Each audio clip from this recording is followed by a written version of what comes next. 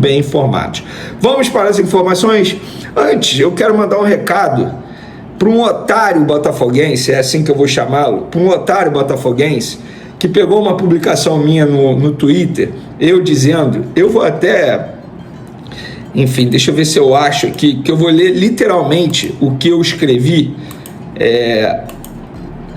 Eu escrevi que foi compreensível o baixo público de 10.966 pessoas presentes no Vasco e Flamengo no estádio Newton Santos. E aí eu falei que o acesso ao Newton Santos é horrível, para quem mora no Rio de Janeiro a gente sabe disso, risco altíssimo de confusão por se tratar de um Vasco e Flamengo, as torcidas, a gente sabe da rivalidade, ingresso caro, sábado de carnaval, teve o jogo da volta, tem um jogo da volta, ou seja, vários fatores pesando contra, inclusive a torcida do Flamengo não mostrando nem um pouco animada para ir nesse duelo em tom de protesto pela decisão do Vasco em levar o jogo para o Newton Santos. Aí esse otário botafoguense, não vou mencionar o nome dele, para não dar ibope aqui para ele, disse: queria que você me explicasse o que torna o acesso ao Newton Santos horrível, por favor. Essa fantasia criada por playboys como você espalha facilmente, quando na prática se tem um trem na porta do setor sul, metrô no bairro vizinho e linha amarela e suburbana ao lado. Acesso ruim para quem? Para todo mundo!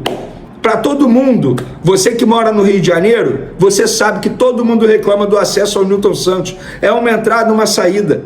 E sim, eu vou de Uber quando eu vou ao estádio. E qual é o problema? Para você me chamar de playboy, você não sabe um terço da minha história. Seu pela saco, porque era isso que você fazia quando fazia aula de futebol aqui na Praia de Caraí, na mesma escolinha que eu ficava pelando meu saco. Pô, quero ver falar isso na minha cara. Coragem você não tem. Mas vamos em frente, vamos falar sobre coisa boa. Eu tenho certeza que esse corte vai chegar nele e eu quero que chegue mesmo, para ele ficar muito bem ligado. Vamos lá, pessoal, vou falar de Cruzeiro aqui, porque contratado por 36 milhões de reais, o volante Wallace é o menos utilizado do Cruzeiro em 2025, que preocupa Pedro Lourenço, dono da SAF. Por que eu estou mencionando isso? Porque o Flamengo tentou a contratação desse jogador várias vezes. Quando ele foi para o Cruzeiro, eu vi muitos rubro-negros lamentando, dizendo que o Flamengo deu mole. Tá aí, no fim das contas, entre aspas, o Flamengo se livrou de uma furada, porque é um jogador que está sendo muito pouco utilizado. Inclusive falaram que ele estava um pouco acima do peso, também não sei se é verdade, segundo a imprensa que acompanha o dia a dia do Cruzeiro. E por falar em Flamengo, em entrevista exclusiva ao jornal A Bola, José Boto, aniversariante do dia, no caso ontem, né? Porque ele fez aniversário ontem, dia 2 de março, parabéns ao José Boto, muita paz, muita saúde nesse novo ciclo dele. Ele afirmou que o Flamengo e Palmeiras lutariam pelo título em Portugal. Não gosto muito dessas comparações porque podem soar ridículas, mas diria que, por exemplo, este Flamengo lutaria pelo título em Portugal. Este Flamengo que nem foi construído por mim, mas onde eu estou hoje, lutaria pelo título em Portugal. O Palmeiras de Abel também, de uma forma diferente, teria que se adaptar a jogar em grama natural. Mas acredito que essas 2 ou 3 equipes disputariam o título em Portugal e outros países. Não ficariam para trás, até porque é uma questão de ritmo de jogo que se adquire na Europa. Mas certamente estariam entre os primeiros colocados em muitas ligas europeias. Muita gente tratando isso como polêmico, eu considero zero polêmico, gente. O time do Flamengo é muito bom. Se você botar no campeonato português, e o campeonato brasileiro, ele é mais disputado que o campeonato português. Olha quantas equipes começam, entre aspas, como candidatas ao título. Flamengo, Palmeiras, estão colocando o Corinthians aí como candidato a título. Não é nenhum absurdo dizer que Flamengo e Palmeiras brigariam pelo título no campeonato português. Não acho nada polêmico. E o Flamengo, a gente precisa dizer isso aqui, o Felipe Luiz está há 21 jogos sem perder o comando do Flamengo. A última derrota e a única derrota até o momento foi contra o Fluminense no dia 17 de outubro de 2024 pelo Brasileirão. E pelo visto, se tudo ocorrer dentro da normalidade, Flamengo e Fluminense novamente na final do Campeonato Carioca.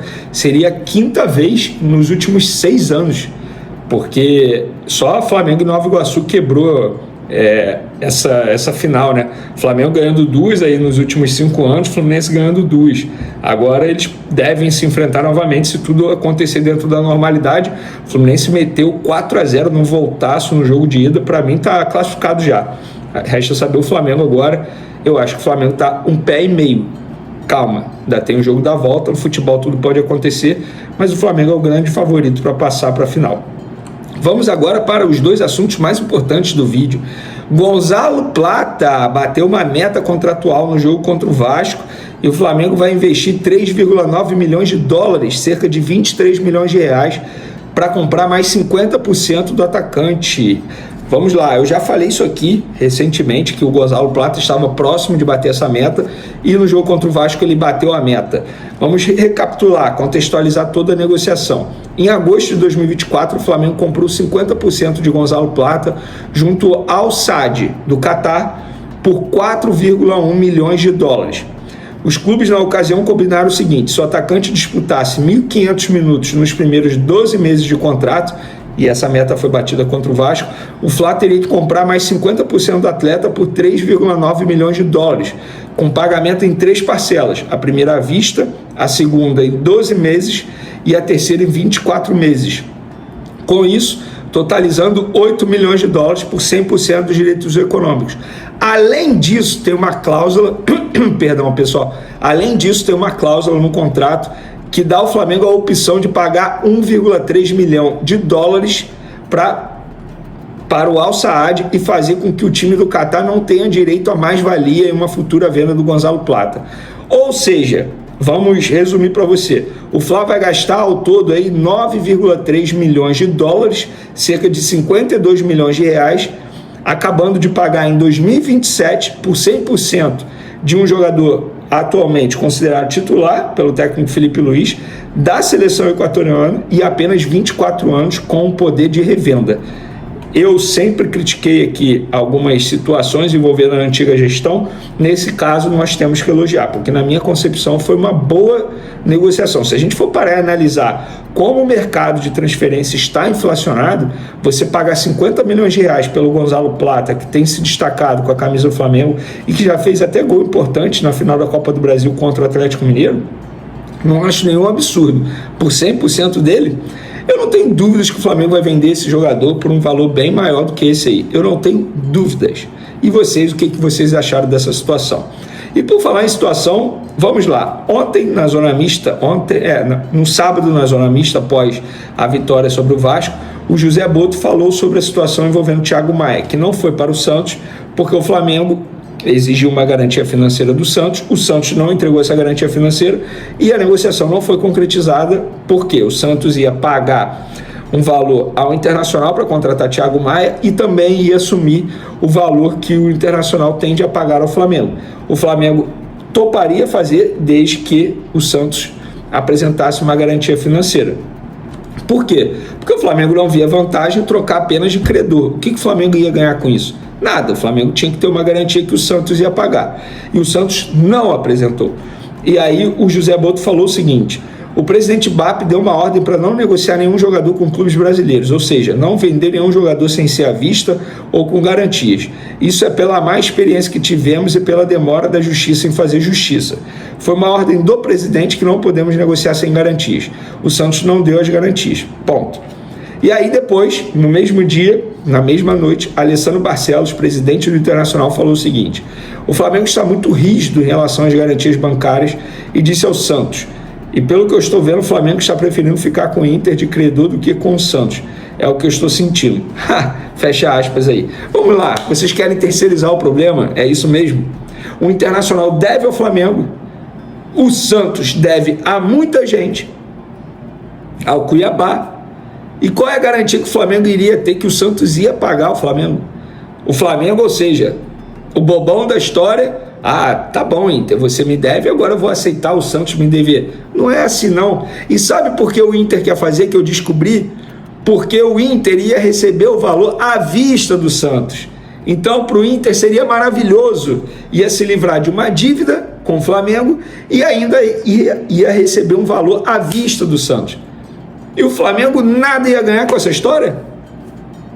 Ah, mas o Inter já deve ao Flamengo, o Flamengo vai ganhar nada mantendo... Não, o Flamengo não tem que negociar nada sem garantias bancárias. Está certo, está certo. O Fabrício Bruno foi vendido à vista porque o Cruzeiro não tinha como dar garantias bancárias também. Só que o Cruzeiro é uma SAF, tem um cara que é milionário no poder dessa SAF. Ele simplesmente fez uma ligação, tá bom, pago à vista. Para ele não mudou nada. Fala, nação rubro-negra. A novela Eric Pulgar está muito perto de um final feliz e a torcida do Mengão pode começar a comemorar. O volante chileno, peça fundamental no meio de campo do Flamengo, está prestes a renovar seu contrato por mais 3 temporadas.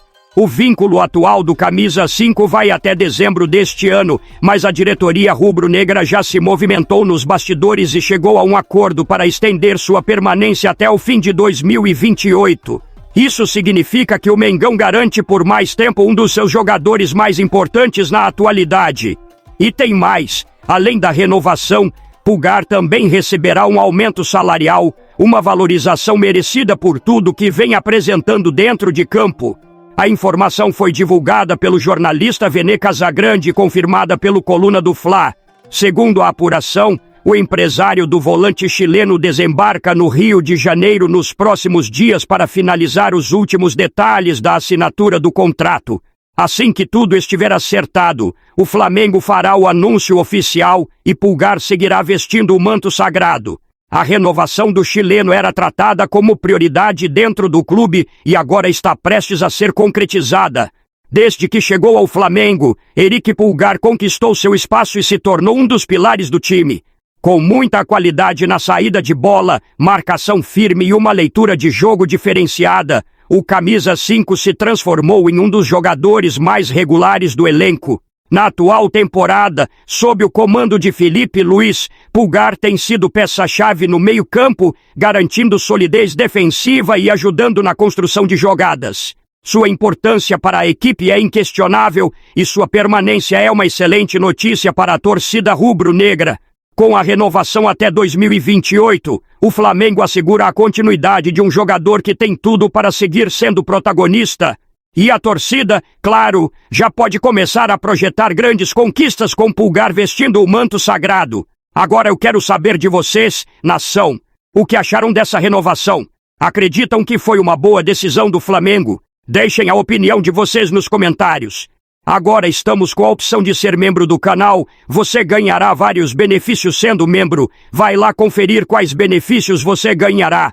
Não esquece de deixar a curtida no vídeo, se inscrever no canal e ativar o sininho para não perder nenhum detalhe do Flamengo. Até a próxima, saudações rubro-negras!